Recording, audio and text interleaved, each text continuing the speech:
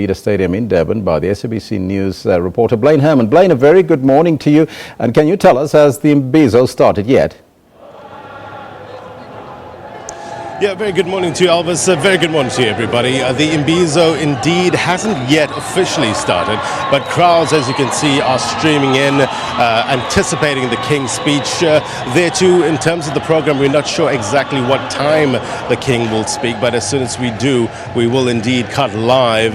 But people are here in full voice, anticipating what the King might say. Remember, it's been a tumultuous time here in KwaZulu-Natal in certain areas with regards to the attacks on foreign nationals, and the King and other government officials want to calm the situation down. We did see the President of South Africa, Jacob Zuma, coming here to chat with an Umlazi, preaching the message of calmness and peace, and I think that's the sentiment that's going around. We're expecting, as you mentioned, about 10,000 people to come here, including in that crowd is traditional leaders, government officials, civil society, and generally concerned people wanting to know what can be done to put paid to this violence against foreign nationals.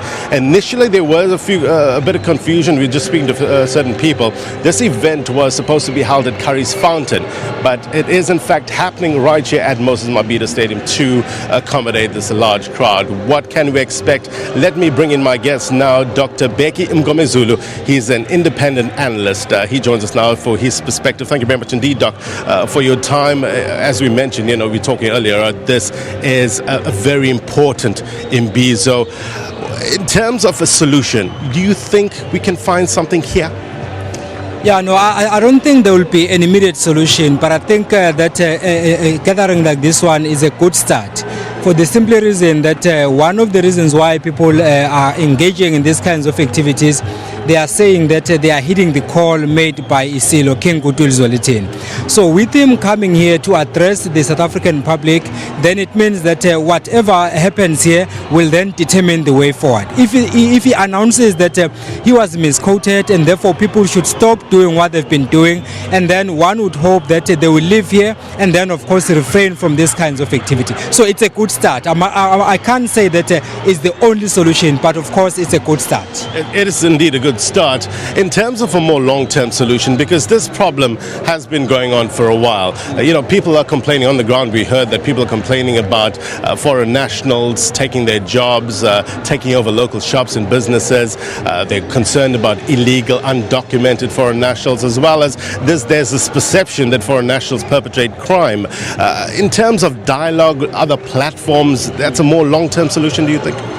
Yeah, definitely. I think there are a couple of things that need to happen. In the first instance, I think that the South African leadership, from government to provincial leadership to the local structures, we need to sit down with our local South Africans and find out from them what their real grievances are. Because I don't think that kicking away foreign nationals will solve our problem. There are endemic problems that we have to deal with. So we just have to sit down and identify what those problems are, and then find out from South Africans what they think solutions should be. And then at the same time, we must talk to the foreign nationals and get their side of the story as to what they think the real reasons are for them being persecuted in the manner they've been persecuted.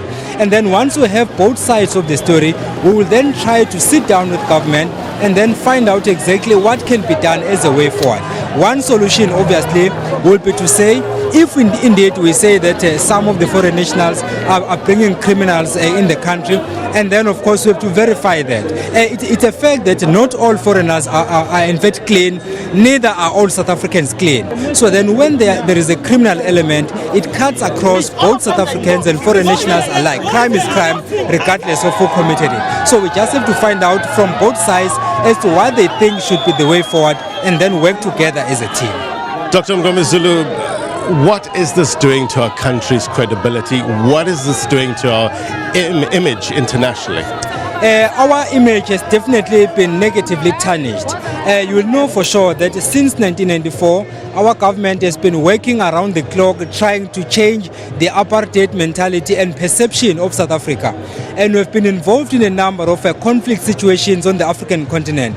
We've been in the Sudan, the DRC, Mali, Central African Republic, Mozambique, Zimbabwe, and so on. So we've done a significant amount of work to try and redeem our image.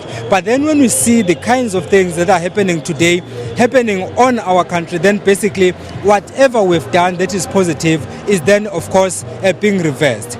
And I'm seriously concerned simply because we are now vying for the yet to be created permanent seat in the UN Security Council.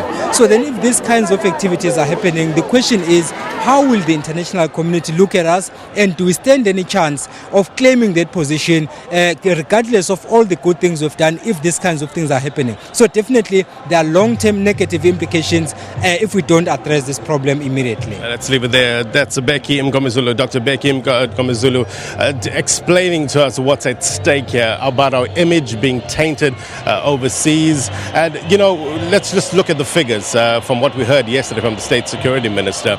There's about, 7 people that have been killed, 4 foreign nationals, 3 locals, about 307 people that have been arrested. And this situation is fluid. So, things are changing all the time. Arrests are being made. Police say they are on top of the situation and they have a grip on this situation. Government as well. Remember, they deployed various ministers, the Minister of Home Affairs, the Minister of State Security, as well as the Minister of Police to this province to engage with communities and try to find a solution to these problems.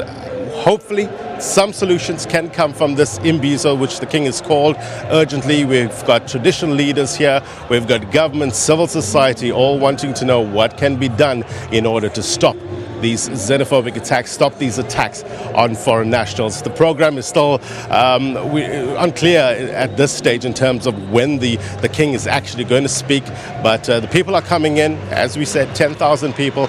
It was moved to Moses Mabhida Stadium to accommodate this large crowd. They anticipating what the king might say, and as soon as he gets there, we're going to cross live. We're going to have a string of interviews coming up a little later on during the course of today, finding out about what's actually at stake right here in Durban at the Moses Mabhida Stadium.